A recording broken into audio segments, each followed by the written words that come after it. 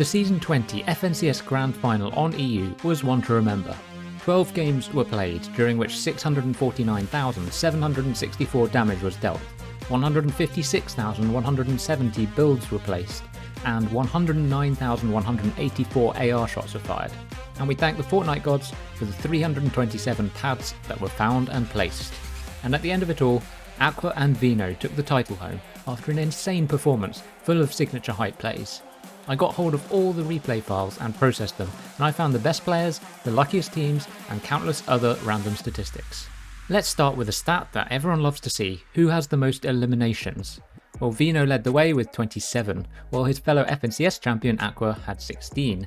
8 of the players on this list finished in the top 10 of the overall standings, showing that eliminations really do count for a lot in this format. If you're interested in who had the least, well, there were 8 players who had 2 in total, but we won't embarrass them here by naming names. Moving swiftly onto a related stat, which is damage dealt. Again, Vino leads this with almost 14,000 damage at an average of 1,153 per game, which is over double the lobby average of 541. It doesn't surprise me that he leads this category, as I found out before the final that he led this stat across all set lobbies this season, but he actually upped his game even further for the final, which is an incredible feat. Let's take a look at which zones he was effective in. The orange columns show the eliminations, where he notably had a huge number in 7th zone, that's the second moving zone, but from the blue damage columns you'll see that he contributed hugely in early game surge damage as well, with almost 400 damage per game before second zone even closed. We'll see more from him when we do look at damage per zone a bit later, but what a performance he had, and he's absolutely one of the best fraggers in the world, there is no doubt about that. On the opposite side of the coin we have damage taken. Now this is a weird stat because the very worst players actually don't take much damage, they just die early, and sometimes the very best players don't take much damage because they're just the best. Well, Moustache leads in this one, and as the fragger in potentially the most confrontational duo in the lobby, this should be no surprise. He's a survivor. He trades a lot of damage while surviving to deal out and take more later. I'm sure you haven't forgotten his game 3 already. In that game he took a huge 1,913 damage from other players, but traded so well that he ended with 2,246 damage dealt and 12 eliminations. Some players are just built different. Now we can divide the damage dealt by the damage taken to find the player who had the best damage ratio. The average per player is just under 1 at around 0.9, because although all damage dealt gets reflected in someone's damage taken, there is also extra damage taken by Storm Surge and the Storm itself. So these players on the list are all way above average, especially the top few. Thomas HD is someone that we all know is an absolute god at Fortnite. His aim is renowned as one of the best in the region, no matter whether it's shotguns, ARs, and of course his unrivaled sniper play. And here's a breakdown into his early, mid and late game. He's just incredibly efficient in early and mid game, dealing out 2 to 3 times as much damage as he takes. Remember that the average amongst all players is just under 1, so these numbers are absolute madness. Let's put the fraggers to the side for a second and recognise the tarpers of Fortnite. Our next stat is builds placed, and the winner is Zrox with 3,207 builds at an average of 267 per game, just way more than anyone else. Zrox actually had the most builds placed of anybody in each of zones 2, 3 and 4. This was probably partly because they were landing at the edge of the map with their only rotation option being to run and build. And in the end games, when both Zrox and Kovacs were alive, Zrox placed 65% of their builds, almost twice as many as his duo. Talking of tarpers and how duos have different endgame roles, I have a metric here to find the players who concentrate the most on tarping, and it is the number of builds placed per 100 damage dealt. Players who are solely concentrating on tarping generally won't have much damage, but will place a lot of builds, and of course I only count the time during which both members of the team were alive. Clinbury was the most passive tarper out of everybody, with basically as many builds placed as damage dealt. He left the fragging to Marco, who duly did 72% of the duo's damage. I know you're also looking out for the most well-known tarper in EU, Seti, and he duly delivered the most builds of anybody in endgames, with almost 900 in moving zones.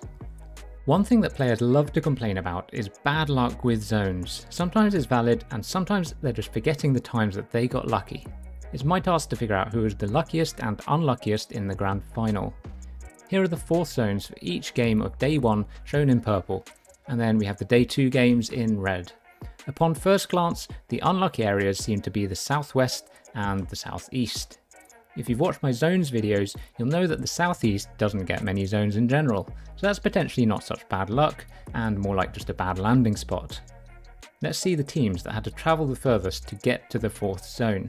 Unsurprisingly, the centre map teams like Kefi, Vico and Tayson had the lowest average distance to the edge of fourth, and the furthest was teams like Rabbit and Hooker, who were landing on the very edges of the map. But this isn't a great measure of zone luck, because that's just saying the centre map is not far from anywhere. So I took the players' landing locations and used zone data from 16,000 games to calculate the expected distance to the fourth zone. Then I compared it to what their average distance actually was over the 12 games to see who got lucky and unlucky. And the luckiest players were Nebs and Kinzel, who landed at 50 shafts and had to go 14% less distance than they would have expected with a fully average set of zones. The lucky teams were mostly near the centre of the map and just to the north, which makes sense from what we saw in the map of the zones. The unluckiest teams were mostly those in the south and the west, where there were fewer zones than you would expect on average, with Hellfire and Scram in Greasy the most unlucky of all, but at least they had a Lambo to help them out. So did zones have a big effect on the tournament? From what we've seen so far, not really. The percentage extra or less that people travelled was relatively small, and some unlucky teams did well and some lucky ones did badly. But I dived deeper to calculate how much effect the zone distance has on placement. For each team, I compared their placement in each game to their average placement and put it alongside the distance to fourth zone for them. By doing this game by game comparison to their average placement, we stopped the team's own ability from misleading us. And here is the resulting graph. Clearly, with only 600 data points to work with, there is still a lot of randomness in there. But we see that being close to fourth zone might be worth around 5 placements compared to being really far. Enough of the deep zone analysis, let's give you something more fun. The team with the most pads placed was Tayson and Chapix, averaging 1.75 pads per game, thanks to the supply drops in the Collider. Unsurprisingly, we also have 2 Command Cavern teams who got the Vault many times, and then Joe and Z Andy, who may have just got lucky, or maybe they just bought pads from the Butterbarn bot. There were 4 teams who only placed 1 pad in the entire tournament. They were Janice, Belusi, Savid and Kikus. Back to damage again, and let's see who was the most destructive in each zone. Vino, and Vino. He won in 4 different zones, but he was usurped in 9th zone by Aqua, who did almost 800 damage in his 5 visits to the final zone, including almost pulling off a memorable 1v2 against Floki and Clement. Anas went big in Zone 1, despite them not having a great tournament, and that leads us on to something that people noticed about Command and Collider. With the amount of extra heals at these drop spots, teams there seem to be able to trade a lot of Surge with no negative consequences on the future of their game. Up to the end of Zone 1, teams at those 2 drop spots averaged 372 damage, compared to 289 for teams elsewhere. This is a small but potentially important advantage when it comes to Surge. Imagine every time you're on the threshold, but you're 83 above instead now, or instead of 40 below, you're 40 above. It's definitely something that was really advantageous for them, unless of course it resulted in your team being wiped out completely, which did happen a few times to Pink Anas and Malabuka Mustache. Let's talk about Storm Surge now. I got the data for this from Nonu and Alpa, so thanks to them for this part. Every game had 70 and 50 player Surge, with one exception in Game 6, and all of them at least had a warning for 30 person. For the 70 player Surge, you can see that the damage required varied wildly, between 173 and 441 for the warning, and between 0 and 605 when it started doing damage. It's highly unpredictable, and not even that strongly correlated with the number of players alive either. For the 50 player Surge, it was anywhere from 559 to 1012 at the warning, and 801 to 988 when it did damage. This is the grand final of EU, which is expected to have very high Surge, so don't bother using these numbers for guidance in other games. I have so many other random things that I found, so here is a quick list of fun statistics. The most AR shots taken by a player was Cammy with 2,373. Nobody has won a game from Sanctuary or Joneses in an EU set lobby this season. Andalex and Exuis only died in odd-numbered zones this weekend: 1, 3, 5, 3, 3, 7, 7, 3, 7, 5, 5, and 7. Snazy and Podosai were the most evenly matched duo for damage, averaging 507 and 504 damage respectively. Tayson and Malabuka both placed exactly 2,293 builds each. Aqua had 10 seasons between his first and second FNCS titles. That's 3 seasons longer than anybody else has done on any region.